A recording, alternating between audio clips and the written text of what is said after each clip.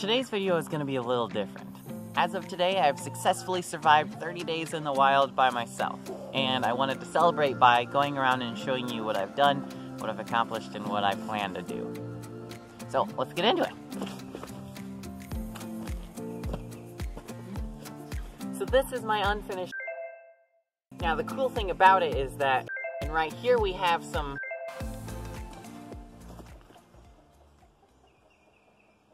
Oh, right. No spoilers. Okay, so it looks like I can't show you anything on camp because next week I'm releasing the full 30 days alone video, and you don't want to miss that because it'll show you all the cool things that I've been working on and all the cool things that I want to do later. So instead, why don't we tour the ground a little and see some of the cool spots as well as what nature has to provide.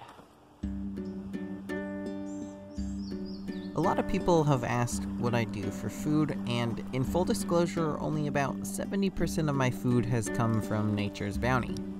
The other 30% is a mixture of oatmeal, peanut butter, bread, and of course, the occasional ramen. And the reason for this is that nature in spring has a lot of greens to offer, be that wild spinach, elm leaf, or dandelions, or ferns, or really, there's a ton out there. But she doesn't have much past that. After a good rain, there's usually morels, but variety is slim and proteins and carbs are very scarce. Since I don't want to hunt, my only protein comes from eggs, so the other ingredients I keep around as filler.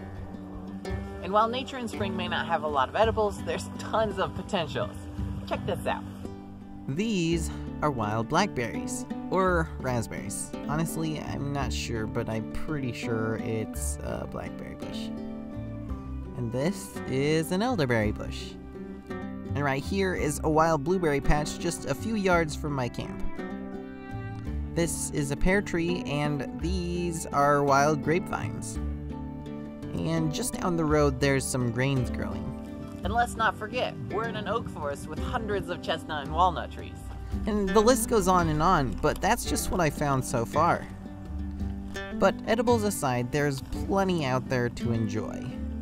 The creek, of course, is the highlight.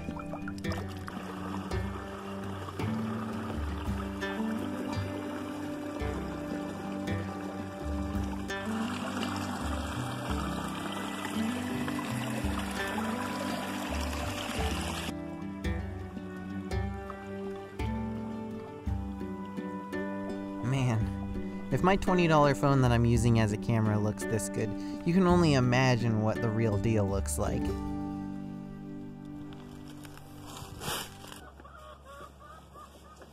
Okay, that was a lot of fun. I mentioned this a couple times and... Yo, chicken, chill please. So this morning I was really struggling to get up and moving.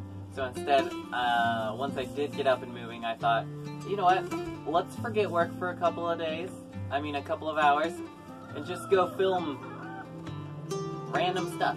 So I went out and filmed things that I thought were pretty, and, you know, I'm using a $20 phone as a camera, so they may not be pretty, you know, afterwards, but I thought they were very pretty. So today, I'm gonna take it easy. Oh, by the way, this rooster crowing in the background every 20 seconds, have enough. And just go. This is what I deal with all day, every day. So, if you're ever watching my videos and thinking, wow, there are a lot of cuts, it's because I'm cutting out the rooster crowing, because it gets really annoying. So, yeah. Living here this past month has been like a dream come true, and I want to thank you all for supporting this rash and irrational decision of mine. As a thanks, if you have any questions or things you'd like to see more of or know more about, leave a comment below and I'll try my best to incorporate it into next week's video, which you don't want to miss, by the way. I am alive and well. I hope to see you next week at the premiere of 30 Days Alone, but until then, happy hunting.